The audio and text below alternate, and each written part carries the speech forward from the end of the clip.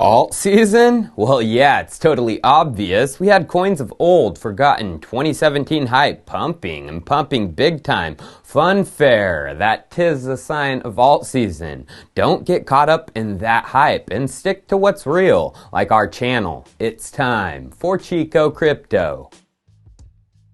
Well, the hype cycle is about to repeat itself, and like I always say, the more things change, the more they stay the same. 2017 to 2018, it's going to repeat itself. It already is. Funfair's pump and then dump is a prime example of it. The hype wave will be strong. People will buy in thinking they've found the next Google. But of the coins many of these influencers push will do exactly what happened back then. Crash and burn with a majority drifting into obscurity. So before we get going into Ethereum, I just want to show you guys a prime example of this. And unfortunately, we have to use CoinMarketCap as CoinGecko doesn't go back far enough with this coin. Mintcoin. It came out all the way back during the 2013-2014 hype, and it had its initial hype pump. But then, when the bear market took over, it crashed and burned down into obscurity. But wait, there was more for Mintcoin as the next cycle came, and it started to breathe life back into this Shat coin,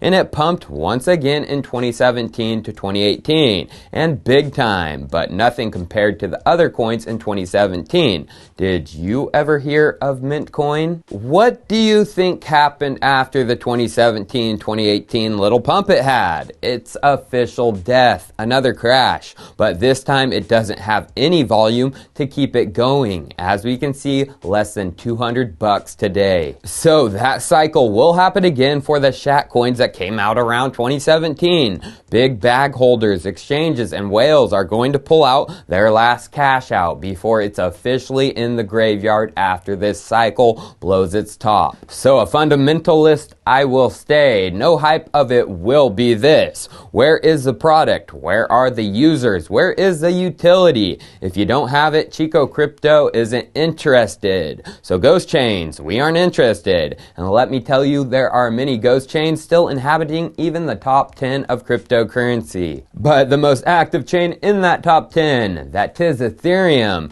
It broke away in transactions per day in July of 2017 from Bitcoin, and it hasn't looked back since. Today, BTC is staying around 300K transactions per day, while Ethereum is sitting at around 1.2 million per day. That is 4 times activity than the most valuable blockchain. So of course, Ethereum was going to break out eventually, which happened yesterday. And that is why I have been covering Ethereum so much lately. Last week, some thought I was bearish on ETH. Ha ha. Thanks for just looking at the thumbnails. If you really watch my videos, I'm not bearish whatsoever. I just cover the drama going on with scaling like no other YouTuber.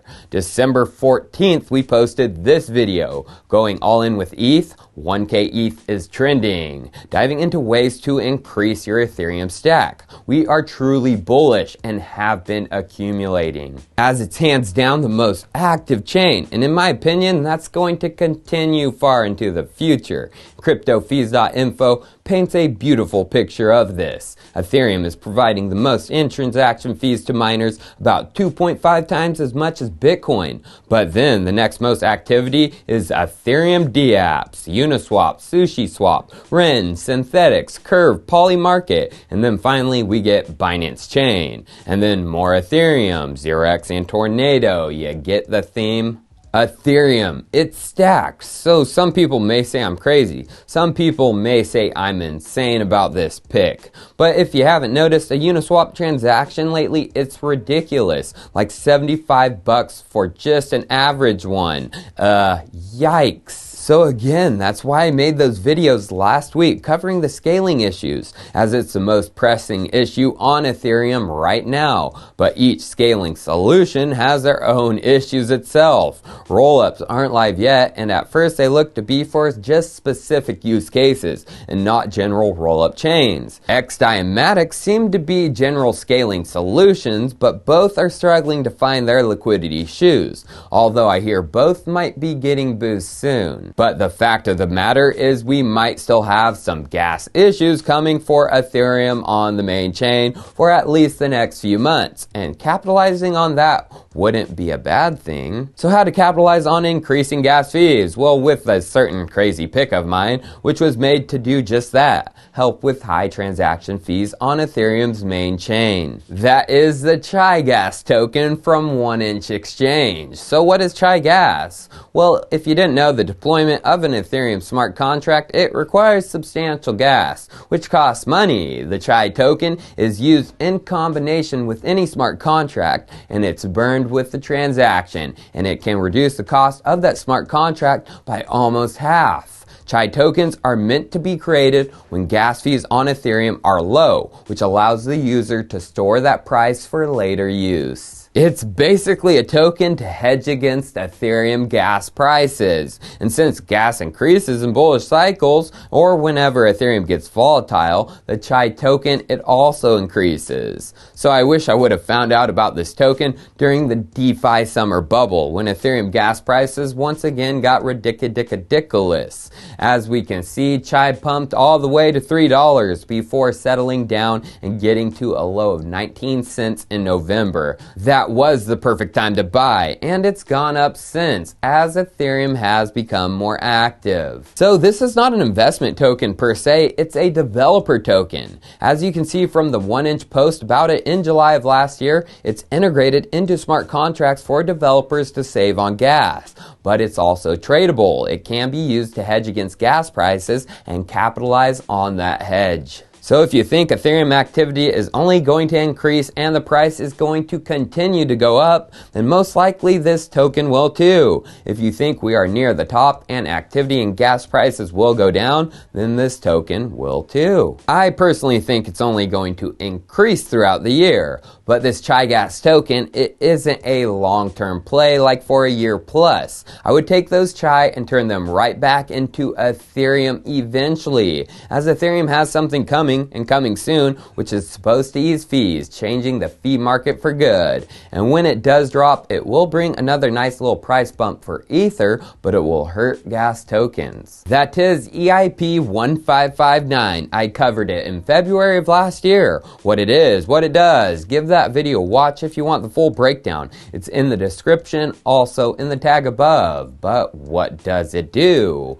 Well, it makes the gas fee market for Ethereum more efficient, and it burns some of the transaction fees, destroying Ether forever. Although, like I said, the Chai Gas token could be a play for a few months up to a year, especially if we get a full-on nasty bullish cycle for Ethereum. Because for EIP 1559 to go fully live on the Ethereum mainnet and have full integration, it's going to take up to a year. Just over 2 weeks ago, Into the Ether gave an update from developer Tim Biko, working on 1559. Let's hear what they had to say about it. All right, on to project updates from the week. So we had a new update on 1559 from Tim Biko. I love these updates.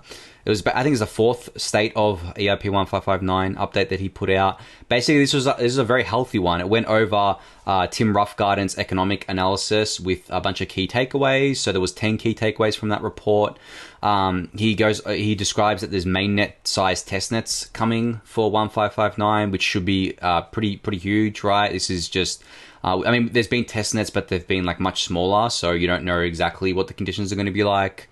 There's simulations being run to analyze the behavior of running legacy and 1559 transactions in parallel. So we've spoken about this before, but basically there's a plan to implement 1559 but have both the legacy transactions and 1559 transactions running in parallel for about 12 months or so to give people time to update their wallets like MetaMask and infrastructure and exchanges to get on board, things like that.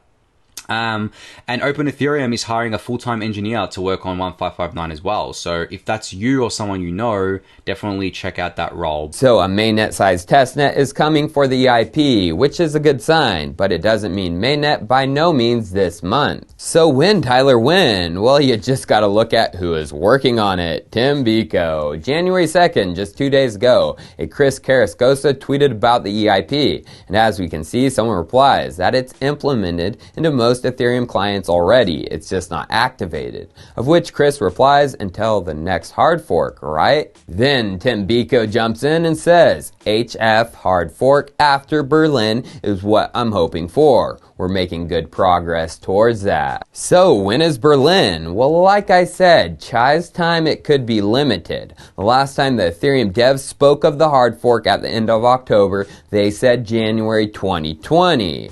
But if you've noticed a trend with Ethereum, there are always delays. So Berlin, I would expect in Q1 of 2021. Hopefully sooner rather than later. But like I said, when it does go live, the use case for gas token goes down. Cheers. I'll see you next time.